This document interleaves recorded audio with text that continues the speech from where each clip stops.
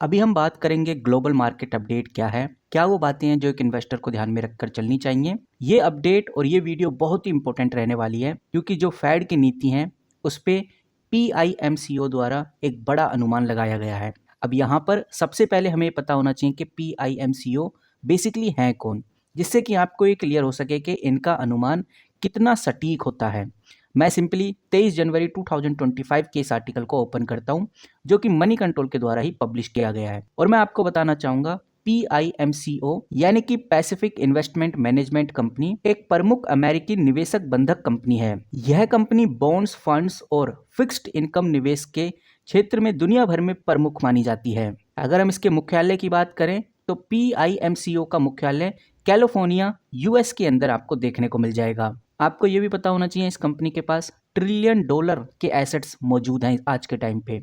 और इसने क्या वो बड़ी बात कही है वो चलिए थोड़ा समझते हैं। साथ ही हम ये भी देखेंगे कि इंडियन मार्केट में इसका क्या असर पड़ने वाला है और किस तरह से हमें इन चीज़ों का ध्यान रखना चाहिए। एक बात तो हमें समझ में आ गई, जो फेडरल रिजर्व है आने वाले समय में भी इंटरेस्ट रेट को स्टेबल रखने वाला है, लेकिन यहाँ भी हमें ध्यान रखकर चलना चाहिए कि वो इसको बढ़ा भी सकते हैं। इसके पीछे का रीजन ये है कि भाई अभी इंतजार कर रहे हैं डोनाल्ड ट्रंप की जो पॉलिसी है उसकी क्लियरिटी का, और डोनाल्ड ट्रंप की पॉलिसीज की क्लियरिटी मिलने के बाद पूरा क्लियर हो जाएगा कि भाई फेडरल रिजर्व अब क्या करने वाला है। और ये सारे जो विचार मैं आपके सामने रखूंगा ये बॉन्ड फंड जाइंट PIMCO के चीफ इन्वेस्टमेंट ऑफिसर डैन इविस ने बोले हैं। अब यहाँ पर जो इंपॉर्टेंट बातें पहले वो कवर कर लेते हैं।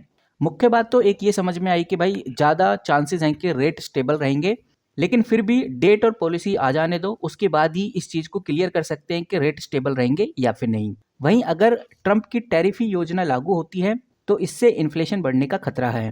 फेड ने पिछले साल 1% की कटौती की थी, लेकिन 2025 में केवल 2 और कटौतियां होने की संभावना है। तो कह सकते हैं जो इन्फ्लेशन है इसकी संभावनाएं अभी भी बनी हुई हैं।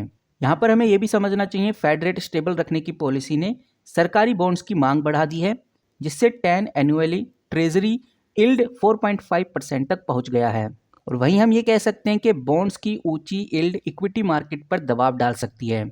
इक्विटी मार्केट यानी कि जो स्टॉक्स हैं इनके ऊपर हमें बड़ा दबाव देखने को मिलेगा। वहीं ये भी कह सकते हैं कि जो सरकारी बॉन्ड्स में निवेश बढ़ रहा है खासकर ऊंचे यील्ड्स का फायदा उठाने के लिए। वहीं ये भी देखने में आ रहा है कि स्टॉक और बॉन्ड्स के बीच में जो मूल अंतर है लंबे समय से हाईएस्ट लेवल पर है। अब गाइज ये बहुत इंपॉर्टेंट हो जाता है कि जनवरी 28 और 29 को क्या होने वाला है। इस अहम बैठक के अंदर फेड रेट अनचार्ज रहेगा या फिर नहीं, ये एक बड़ा सवाल है। यहाँ पर हमें ये भी ध्यान में रखना है कि अगर ट्रेजरी यील्ड बढ़ती है तो स्टॉक को नुकसान हो सकता है। तो यहाँ पर गाइज एक बात बहुत क्लियरली समझ में आ रही है कि जितने भी निवेशक हैं जो स्टॉक मार्केट में निवेश करते हैं उनका फिलहाल अभी एक जगह फोकस है, वो है बॉन्ड इलाइट के ऊपर।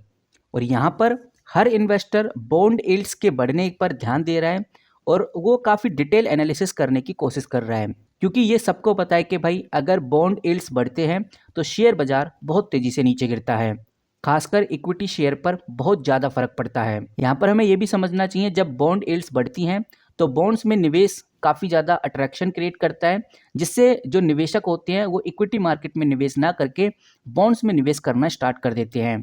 यहाँ पर गाइज ये समझना बहुत ज़रूरी है कि बॉन्ड यील्ड्स को कैसे ट्रैक किया जाता है। अगर आपको नहीं पता कि भाई मैं कैसे बॉन्ड यील्ड्स को ट्रैक करूं ताकि मैं अपना स्ट्रैटेजी बना सकूं, विचार कर सकूं कि अब आगे मुझे कैसे स्टॉक मार्केट में निवेश करना है, तो इसके लिए बहुत सिंपल है, आप मनी कंट्रोल प्रो पे जाइए। ये आपको इधर मार्केट का ऑप्शन क्लियरली नजर आएगा। यहाँ पर आपको बॉन्ड्स दिख जाएंगे।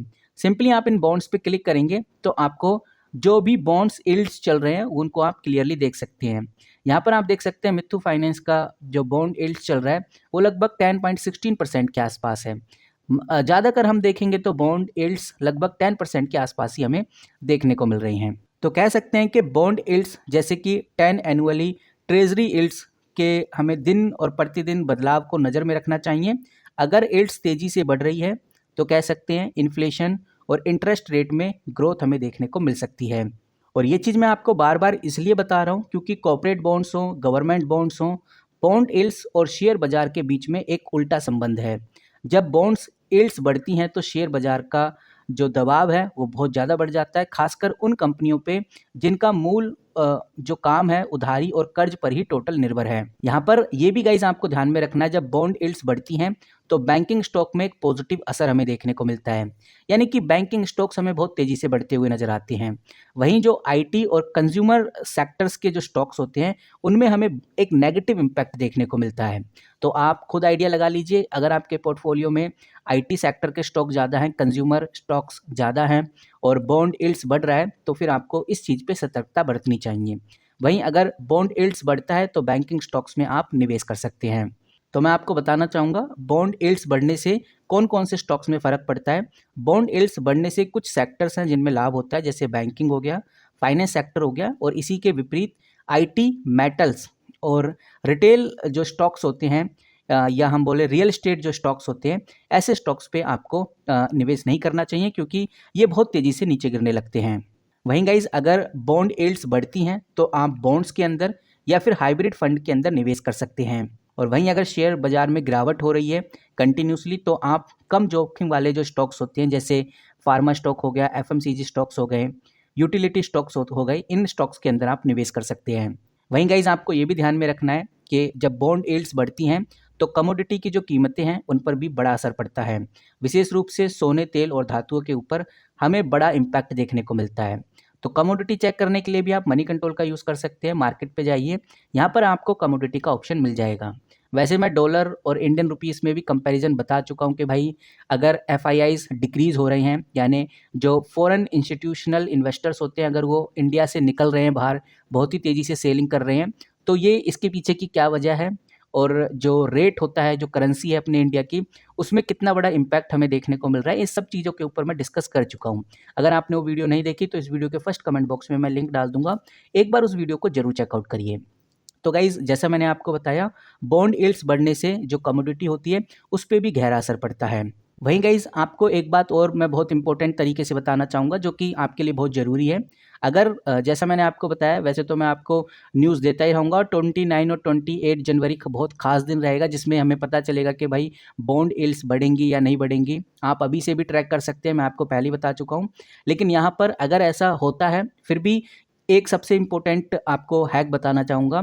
जब भी बॉन्ड यील्ड्स बढ़ते हैं तो आप एक काम करिए, आप ऐसे स्टॉक्स में निवेश करिए जो डिविडेंड देने वाली कंपनियां हैं, ज़्यादा डिविडेंड इलाइड प्रोवाइड करती हैं, जिनका डिविडेंड यील्ड सबसे ज़्यादा होता है, ऐसी कंपनीज में आप निवेश कर सकते हैं जो कि आपको नियमित डिविडेंड प्रोवाइड करती हैं, और ये आपके लिए बहुत अच्छा फ़ायदेमंद ऑप्शन हो सकता है। तो अगर आप ये जानना चाहते हैं कि मैं आपको ऐसे स्टॉक्स के बारे में बताऊं जो इंडिया में सबसे ज़्यादा डिविडेंड पे आउट करते हैं, तो वीडियो के नीचे कमेंट कर दीजिए ताकि मैं उन स्टॉक्स के बारे में भी कवर कर सकूं। तो गाइज़ हमें अभी तो फिलहाल इतना ही समझ में आया है, जब फेड रेट्स या जो इंटरेस्ट रेट है इसमें बदलाव होता है तो हम कह सकते हैं बॉन्ड यील्ड्स और शेयर बाजार पर बहुत गहरा प्रभाव पड़ता है। तो इसलिए इन सब चीज़ों को समझने के लिए आपको अच्छे से ट्रैक करना होता है। अब आपका अगला कदम क्या होगा हमें कमेंट करके बता सकते हैं, और इसी तरह से ग्लोबल न्यूज़ के लिए हमारे चैनल को सब्सक्राइब कर सकते हैं, जहां पर मैं आपको ये बताता हूं कि भाई अभी ये चल रहा है ग्लोबल मार्केट के अंदर, यूएस मार्केट के अंदर, यूरोप मार्केट के अंदर, और आने वाले टाइम में ये हमें इंडियन मार्केट में भी देखने को मिलेगा, जिससे कि आप अपनी स्ट्रैटेजी बना सकते हैं, फ्यूचर प्लानिंग कर सकते हैं कि भाई आगे इंडियन मार्केट कैसा परफॉर्म करेगा। जो लोग निफ्टी 50 में निवेश करते हैं, बैंक निफ्टी में निवेश करते हैं, जो ट्रेड लेते हैं, उनके लिए ये चैनल बहुत ही इंपॉर्टेंट हो जाता है ताकि वो आगे का प्रिडिक्शन कर सकें और आइडिया लगा सकें कि भाई ओवरऑल चल क्या रहा है। तो यहाँ पर जो भी आगे अब हमें न्यूज़ देखने को मिलेगी बॉन्ड्स को लेकर, उसमें सबसे ज़्यादा आईटी स्टॉक्स पर इम्पैक्ट पड़ने वाला है, रियल एस्टेट जो स्टॉक्स हैं इनके ऊपर इम्पैक्ट पड़ेगा, और जहाँ पर हमें ग्रोथ देखने को मिल सकती है वो बैंकिंग सेक्टर हो गया, फाइनेंशियल सेक्टर हो गया, इन सेक्टर्स के ऊपर आप नज़र बना के जरूर रखिए। बाकी गाइज मिलते हैं किसी नई वीडियो के साथ, तब तक के लिए take care and good bye.